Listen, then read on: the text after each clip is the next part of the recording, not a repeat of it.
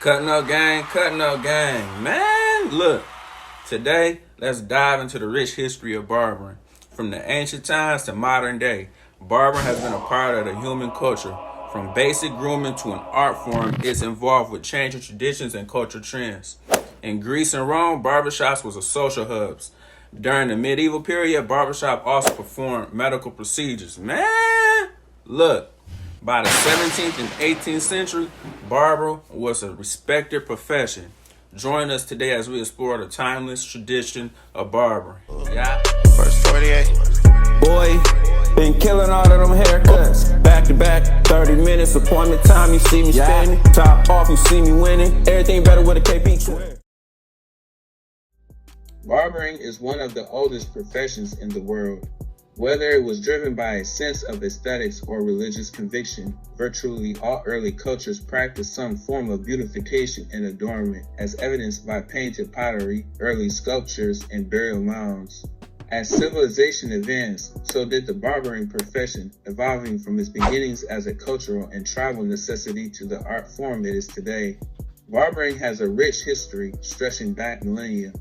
Although technological advancements, metal shears, clippers, electricity have certainly advanced the barber's profession, its standing within human civilization has been significantly influenced by changing traditions, cultural trends, and shifting political influences throughout the ages.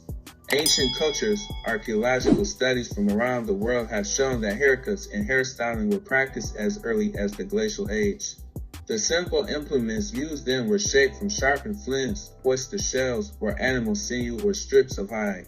Sharpened flints were used to shave the back, and braiding techniques were employed in many cultures. Several biblical passages provide insight into the state of the barber in the Middle East. According to Leviticus, Moses commanded those who have recovered from leprosy to shave all their body hair as part of a ritual cleansing. Ezekiel refers to another ancient shaving custom when he says, "Take thou a barber's razor and cause it to pass upon thy head and upon thy beard." Based on these and other biblical references, it is widely accepted that barbering was available to the general population of the Middle East during the lifetime of Moses circa 1392 to circa 1272 BC. Barbers were virtually unknown in Rome until 296 BC, when Greek barbers from Sicily introduced shears to the city. It was in Greece during this golden age 500 to 300 BC that barbering became a highly developed art. Well-trimmed beards were status symbols. Greek men had their beards trimmed, curled, and scented on a regular basis. Barber shops became the gathering places for exchanging sporting, social, and political news, and barbers themselves rose in prominence to become leading citizens within the social structure. The status of the beard in Greece changed during the 3rd century BC, when Alexander the Great's Macedonian troops lost several battles to the Persians as a result of the warriors' beards. The Persians would grab the Macedonian warriors by their beards and drag them to the ground, where they were either speared or beheaded. Alexander issued a decree that all soldiers be clean-shaven.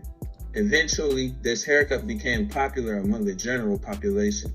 Ticinus Mena of Sicily has been credited with having brought shaving and barbering services to Rome in 296 BC. The men of Rome soon enjoyed tonsorial services such as shaves, haircuts, dressing, massage, and manicures on a daily basis, with a good portion of their day spent at the barber. While the average citizen patronized barber shops, wealthy noblemen engaged private servants to attend to their hairdressing and shaving needs. The Romans expanded this concept of personal grooming services to include communal bathing, which became known as the Roman baths. Clean-shaven faces were the trend until Emperor Hadrian came to power in 117 AD. Hadrian set a new trend when he grew a beard to hide scars on his chin, and the populace soon followed his lead. As a result, the beard became fashionable once again. The word barber originates from the Latin word barba, meaning beard. Another indirect term for barber is tonsure, which means to shave. Medieval period, barbering continued to grow and expand in Europe during the medieval period.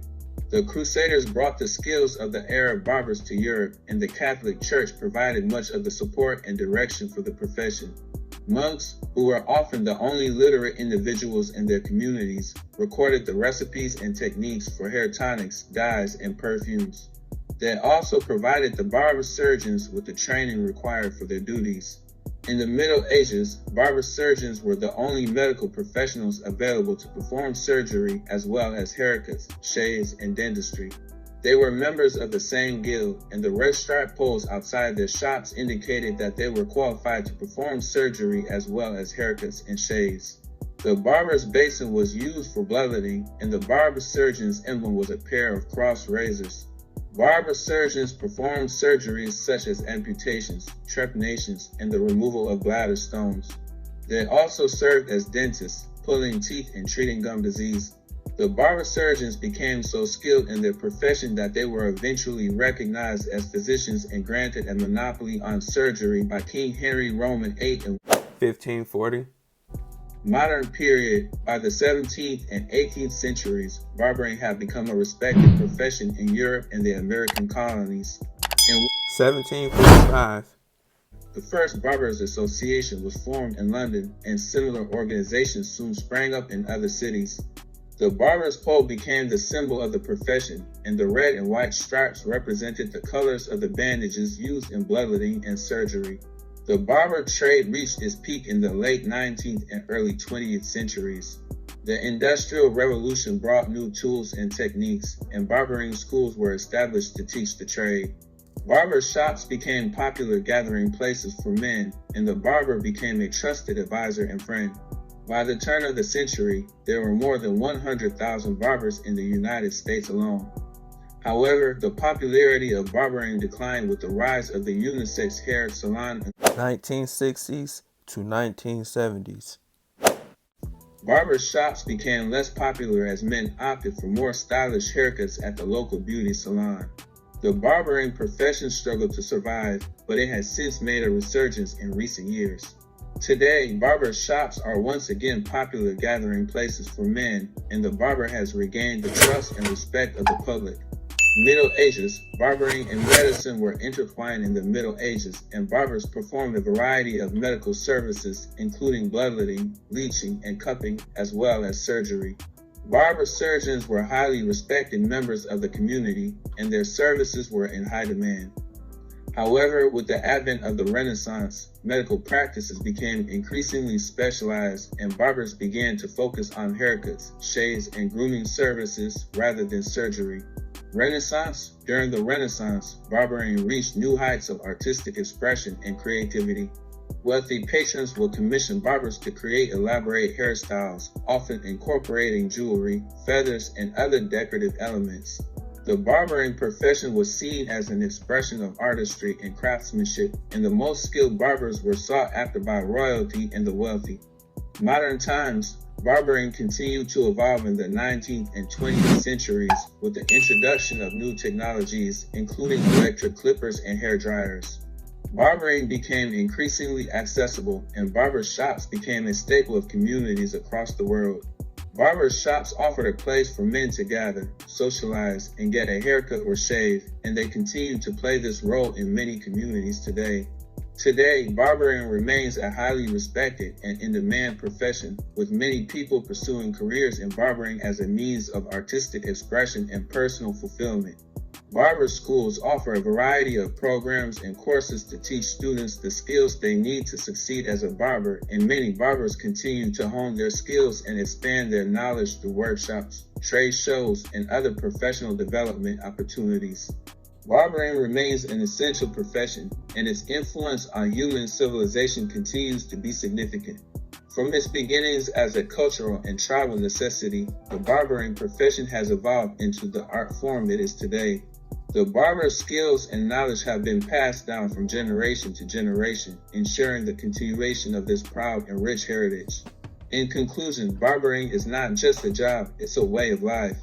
A barber has a unique opportunity to make people look and feel their best and to leave a lasting impression on those he serves. Whether it's a simple haircut or an elaborate grooming session, a good barber provides a vital service to his community and helps to maintain a rich and diverse cultural heritage. In conclusion, the barbering profession has a rich history that spans millennia. From its beginnings as a cultural and tribal necessity to the highly developed art form it is today, barbering has been shaped by technological advancements, changing traditions, cultural trends, and shifting political influences. Whether you're a fan of clean-shaven faces or sporting a well-groomed beard, it's impossible to deny the importance of barbering in human history. I hope you enjoyed learning about the evolution of barbering, and if you did, please don't forget to like, comment, and share this video. Okay, cutting up gang. First 48. First 48. First 48. Oh, first 48. Yeah, I say, text my line.